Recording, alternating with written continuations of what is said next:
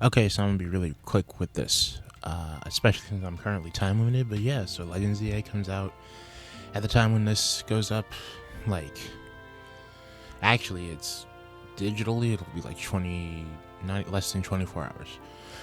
Um, so just like with every other thing that comes out for the channel that I know I'm gonna put on it, I'm gonna do a thoughts of that for everything that I think of the game before release. You know, based on the trailers and everything that's come out. This is being recorded on the 12th. I might have gotten away with doing it on the 13th, but at this point I don't see there being much changing with the way that I think about the game. So I'm just gonna get to it, and there's gonna be basically a TLDR at the end. So yeah. We'll start with the story. This is probably going to be the shortest part because there isn't really much to say. We know Zygarde's going to be involved. We know that all the people that we're going to talk about in the next section are going to be involved, and it looks like Prism Tower is going to be involved in it as well. Other than that, we really don't know, which honestly can be said for a lot of stuff about this game, but this part especially we don't know.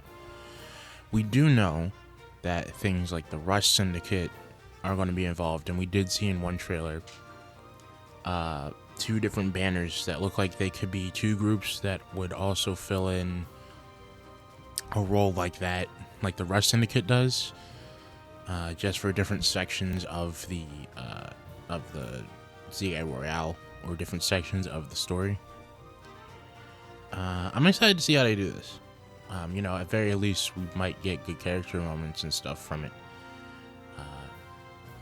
And I am looking forward to see who those other two are, and how Quasartico Inc. fits into all this. That's about it for the story itself, though. Like, Zygarde's involved, we know that. We need to figure out the Mega stuff, like the Rogue Mega Evolution and stuff. But there really isn't much to go off of right now. So yeah, looking forward to it, but there's still a lot of questions.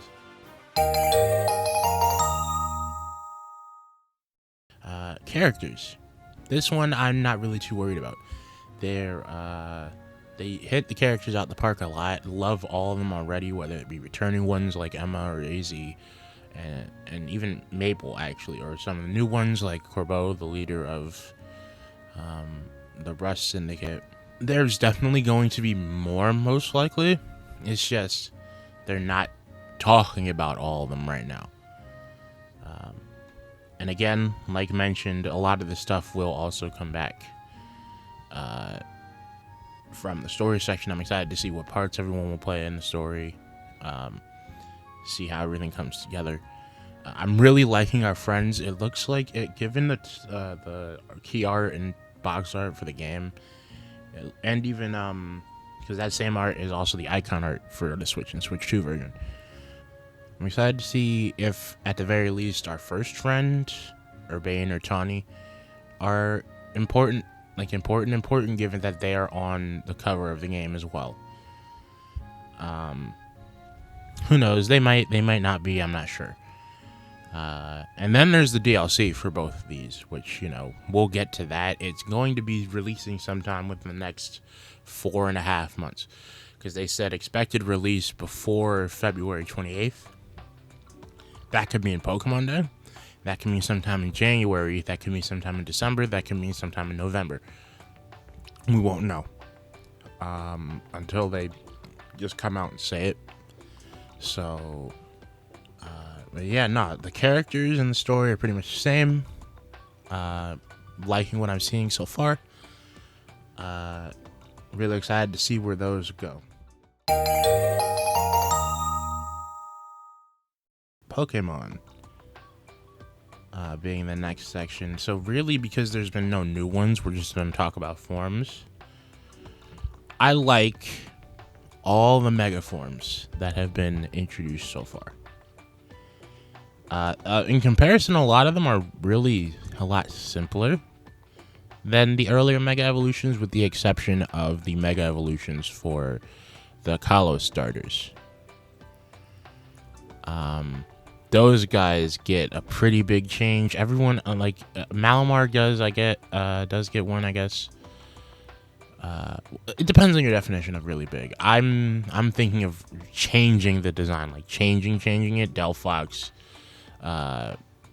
Chestnut is a little bit less, and then Greninja is basically just black with an extended thing on its head.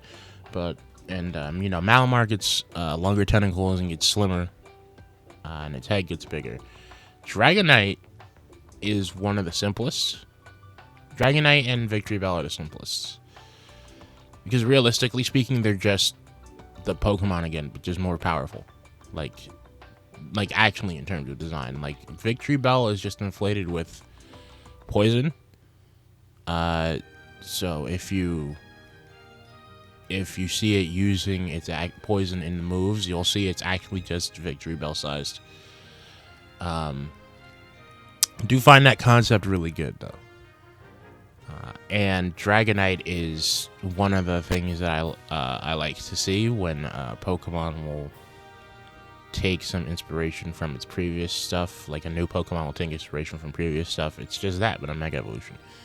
Like, it's Dragonite, but with some of the aspects from its previous 2 forms that made no sense why it got to it made no sense why it got to Dragonite from that, but they're playing around with it and I like it.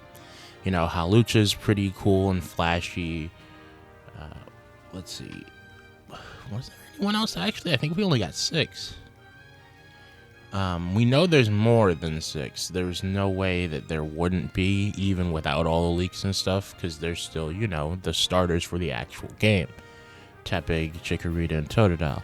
So at bare minimum, it would be 9, but we know there's more than that, both for this game and the DLC, because they can't keep their shit together for, more than 2 months. So a lot of this stuff we're going to have to just wait and see on.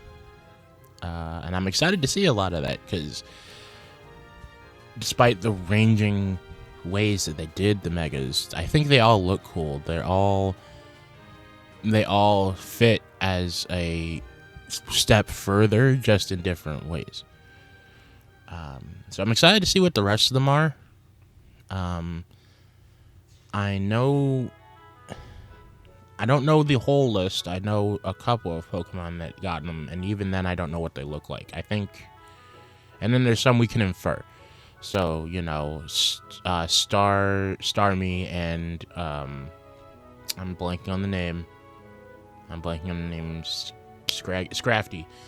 Starmie and Scrafty are probably going to get them, given that they're, are the partner of our 2 other friends. Maybe Arbok will get one, since we saw Corboa using one. And I think I remember hearing that Chandelure would get one. Maybe. I don't know if that's true. But yeah, I'm excited for the rest of them. I want to see if the Chandelure one is true. I want to see what that one is, because how do you make a Chandelure more imposing and stronger? I want to see that one. And the actual starter Mega Evolutions. I don't even know what starter I'm picking. I just know it probably won't be Tepig. I like Tepig, but I want Fennekin on my team more. So, yeah. Next is gameplay. This is probably going to be the longest section out of everything. Because this is the biggest change for Legends Z-A. It ditching the turn-based mechanics and stuff. Now, firstly, I think there could be a way to emulate it in-game by just standing there, because I think your Pokemon might still move sometimes, and it won't be enough to dodge every attack, but it could help. It's kind of like the evasion in the older games. Unless you specifically increased it, you weren't really going to be dodging a lot of stuff. You just tank most of them. But this is basically like a click to the right of what I want in a game. Exactly what I wouldn't want it would be controlling my Pokemon itself. And we don't know if there's going to be a mode or anything that does that because of the Indigo Discs synchro machine. This might be what it was. It might have another. Mode where you can do that stuff. Who knows? But I like this. I like moving around my trainer and having my Pokemon follow me. And you still have to take into account the speed of your Pokemon as well. And then other things were changed on top of that. Like anything that would have lowered a raised speed now instead lowers and raises move recharge time, I'm pretty sure. Then there's also, the area you are battling in. You could use the terrain to your advantage and block stuff with, and block attacks with the terrain itself. I'm just more excited about the more action-oriented battle system because, like I said, that's my area. Pokemon, I usually just play it for the world and characters. And the music's good. So I'm really excited about this. And that on top of the already action-based gameplay for the trainer themselves, which I took over from Legends Arceus, and then they added even more stuff like the Rotoglide, and I think you can climb stuff, which we didn't get to see a whole lot of. We mainly got to see it on the rooftops, so I want to see how all that works and feels. Gameplay, again, they're doing some stuff with like your bag. I know in the Rogue Mega Evolution battles, it actually has a cooldown for healing, which means that there's going to be a period in time where you actually have to play the game. I didn't spam heal all that much, I'm pretty sure, in Legends Arceus at any point, really. But they're making it so that you can't, so you have to actually get good with the battle system. I can see this being one of the harder Pokemon games, which is crazy because I think you could say that for Legends Arceus as well in certain parts, but I can see this being one of the more difficult ones. Then there's also things like the camera function. The camera function returns from Scarlet and Violet, and I think there was a feature that was in the game before the DLC came out where you could remove all the HUD, and I think that might also be in the game as well as all the stuff that was added to it after the DLC. So all that I think is in the camera system for ZA from the start, I think, or at least it's all in the base game. So that's really good. I remember seeing a tweet from somebody that said that they were working on a video and all the jokes were ruined because they removed that feature when the Teal Mask came out. And I thought that was funny, but that's why that was on my mind. The customization looks incredible. Not just the single piece. There's variety in single outfits, and then there's also the tops and bottoms come back. There's wide variety of hair stuff. It's basically just Scarlet and Violet, but with tops and bottoms. Like, you can change stuff about your face and everything. There's color blocking for your hair and everything. I'm looking forward to that as well. Like, really looking forward to that. Yeah. Other than that, the normal battles are cool. Then there's also the Rogue Mega Evolution battles. They're pretty much raid battles, and you might be fighting them with one or two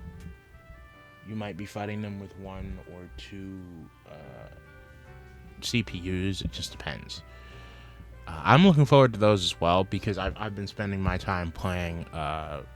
Recently, I've been spending my time playing the boss fights in Legends Arceus and looking at the Rogue Mega Evolutions again. Those are essentially an evolved version of the frenzied Pokemon, plus Dialga and Palkia and Arceus, because they weren't frenzied, but they were part of that group. So I'm excited to see how crazy those get. I actually only just recently figured out, gotten a comfortable way to beat Arcanine. And all the fights in general in that game are they're simple, but they're really easy to screw up. They're not difficult, but they're easy to mess up. Is how I put that. So I'm excited to see how they do that with Legends Z-A, and that this battle system could also be done online. I might do this with the other person who will play the game, or one of the other two. It depends on if my brother's interested. He might not be. I don't know.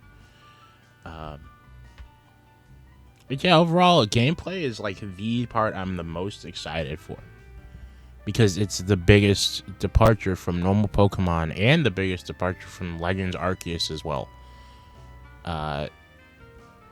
Basically all action. And I personally am excited for that. Next,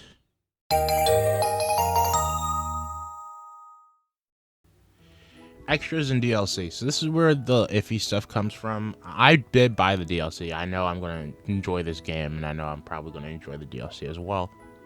And, you know, there's the normal, early purchase bonus, which is, getting a Pokemon from Mystery Gift. In this case, it's a Routes that's holding a Gardevoir, right? So when it evolves into a Gardevoir, if you let it evolve into a Gardevoir,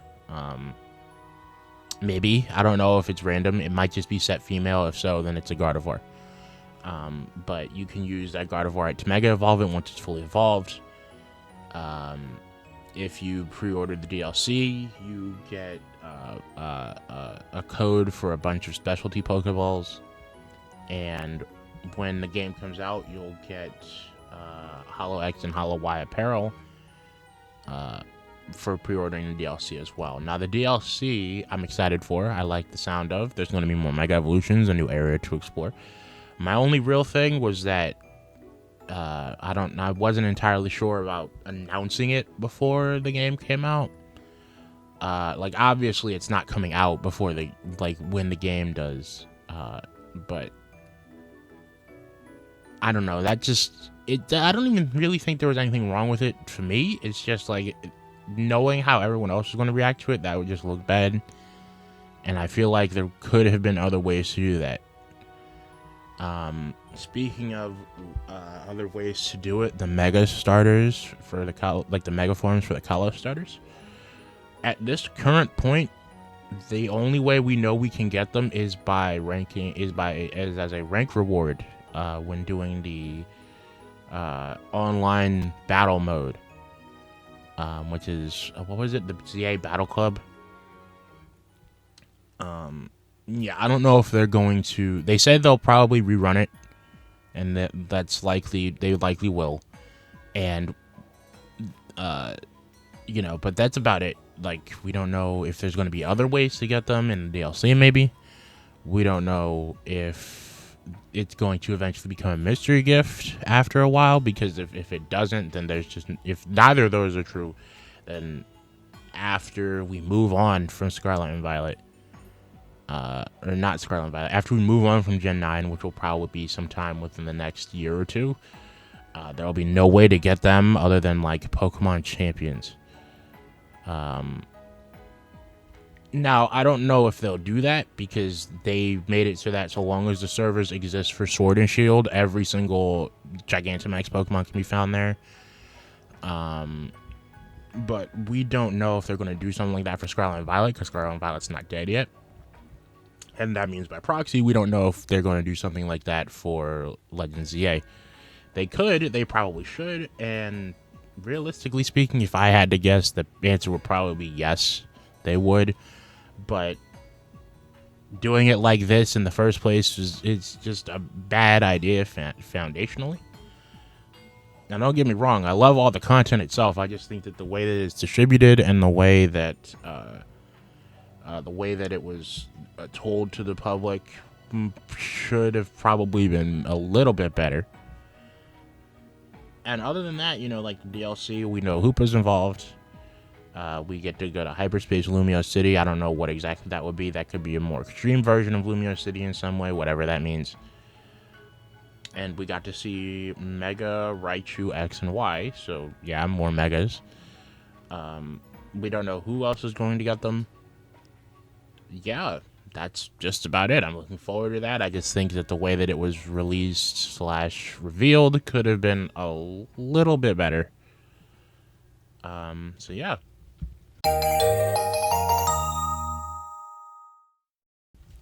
That's about it for my thoughts of. I told you this was gonna be quick. No dragging this out this time. But yeah, I'm really excited. By the time you're seeing this, it should be the Wednesday before. I either have a copy already or a copy is inbound and will be at my house shortly. So I will be streaming it either midnight the day of or just the day of. I don't know which it'll be. And if you look at my post, we should be able to tell. If I get a copy, I'll post about it.